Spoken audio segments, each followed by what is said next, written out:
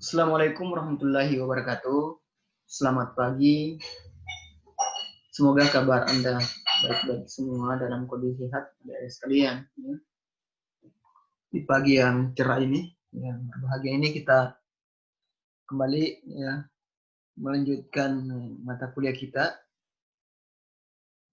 dalam mata kuliah ilmu kesehatan masyarakat. Yang kalau tidak salah, alhamdulillah hari ini telah kita masuk di pertemuan yang ke-5 tentang perilaku hidup bersih dan sehat.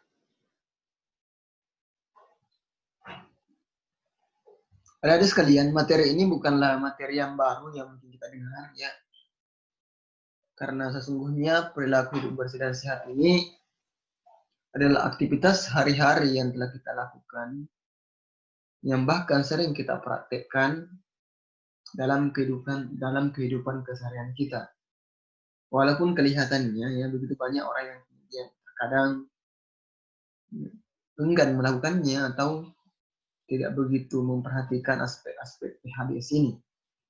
Padahal sesungguhnya aspek PHBS ini begitu penting untuk kita terapkan dalam upaya pencegahan penyakit atau upaya meningkatkan kesehatan kita. Apalagi dengan masa pandemi ini, dengan adanya virus corona, ya, maka begitu banyak perilaku PHBS yang bisa kita lakukan yang dapat mencegah penularan virus corona tersebut.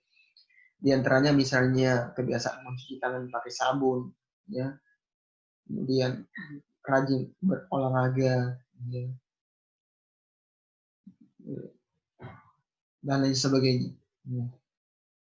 Tentu kita berharap kita tidak ingin menjaga PHBS nanti ketika sakit, ketika ada penyakit yang kemudian datang menghampiri kita.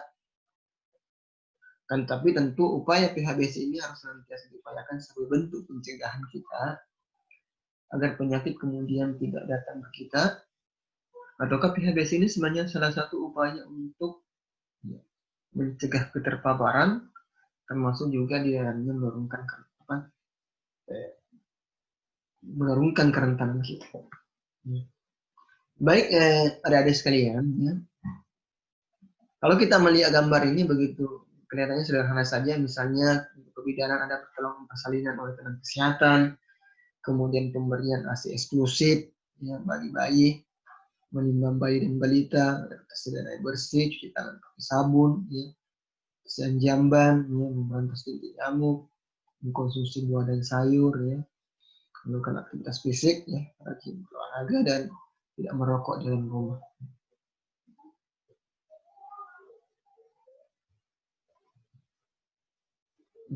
Adik sekalian ya, perilaku hidup bersih dan sehat ini ya, sebenarnya adalah sebuah sekumpulan perilaku yang dipraktikkan atas dasar kesadaran. Itu yang saya maksud tadi, bahwa memang atas dasar kesadaran. Bagaimanapun orang memaksa kita untuk melakukan ini, kalau tidak ditunjang oleh kesadaran yang baik dari diri kita, maka sulit untuk kita lakukan. Ya. Walaupun kita tahu bahwa perilaku ini memang harus didahului oleh pengetahuan yang baik. Sebagaimana yang pernah kita jelaskan sebelumnya, bahwa domain perilaku itu ada 3. Sebelum ketindakan, ada namanya pengetahuan, kemudian ada sikap, dan ada tindakan.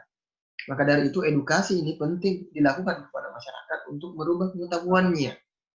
Kita berharap dengan pengetahuan yang baik, sikapnya pun berubah dan kemudian dia melakukan dalam bentuk tindakan. Atas dasar kesadaran, sebagai hasil pembelajaran yang menjadikan seseorang atau keluarga dapat menolong diri sendiri di bidang kesehatan dan berperan aktif dalam mewujudkan kesehatan masyarakat. Dengan PHBS ini sebenarnya ini kita bisa seseorang diharapkan sadar, ya, kemudian menyadarkan dirinya dan termasuk menyadarkan keluarganya, ya, agar tetap berperilaku hidup sehat, termasuk dalam mewujudkan kesehatan masyarakat secara umum. Kalau kita lihat pecahan-pecahannya dan sekalian, bisa kita lihat dalam baik dari segi gizi dan farmasi, dari segi KIA dan KB, dari segi pengendalian penyakit dan kesling dan pemeliharaan kesehatan. Ya. Adapun isinya, saya pikir kita bisa baca dari sekalian. Ya. Kalau kita ada kebidanan, tentu fokusnya di sini.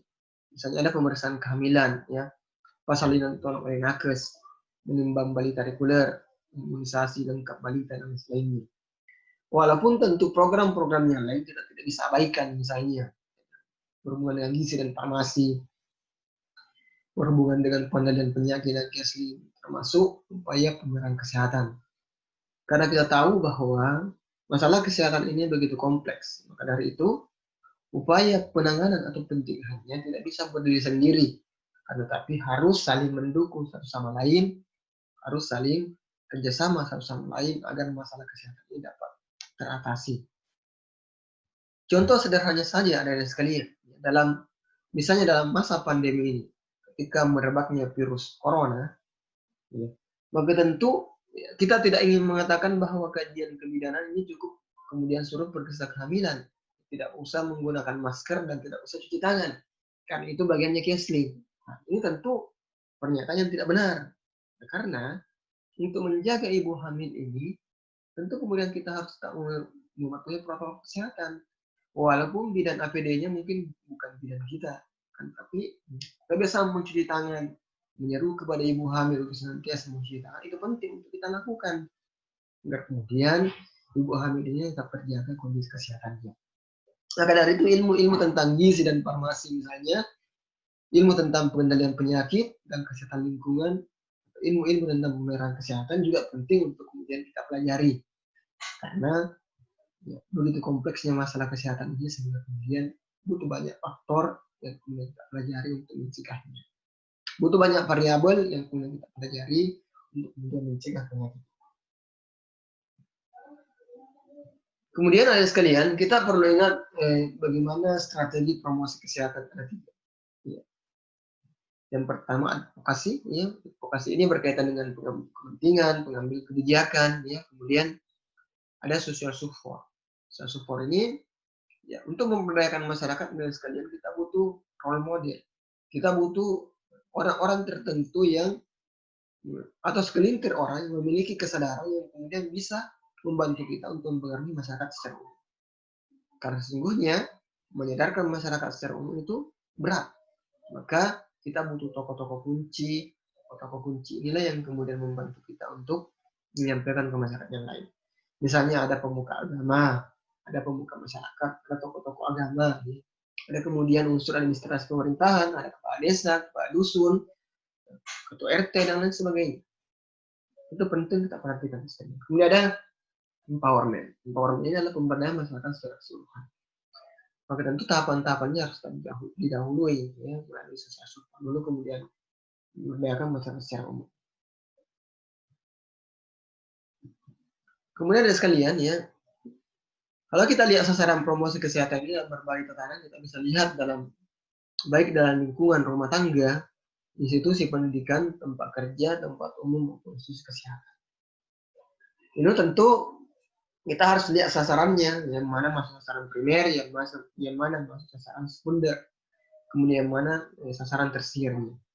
Ini untuk mengetahui objek sasaran kita yang kita akan berikan edukasi atau penyuluhan terkait dengan informasi kesehatan atau pencegahan penyakit. Misalnya kalau rumah tangga kan jelas ya, kalau sasaran primernya anggota keluarga, sekundernya ibu, sasaran tersiernya kepala keluarga. Juga dengan institusi pendidikan, kalau kita ingin menyerang sasaran primernya maka ini seluruh siswa. Tapi bisa juga kita misalnya sasaran sekunder saja, misalnya guru, staf atau OSIS, ya. Ataukah memang sasaran tersier, mengambil kebijakan, misalnya kaset, pengelola. Juga dengan tempat kerja sekalian, ya. Tempat-tempat umum juga seperti itu. Di institusi kesehatan juga seperti itu. Bisa saja kita masuk di sasaran primer kepada pasiennya atau pelindungnya, atau kepada sasaran sekunder misalnya kesehatan, maupun kepada pimpinan direktur yang memimpin institusi kesehatan. Nah, kita akan masuk di PHBS tatanan rumah tangga. Mungkin di sesi selanjutnya kita akan lanjut. Sekian untuk sesi pertama ini. Assalamualaikum warahmatullahi wabarakatuh.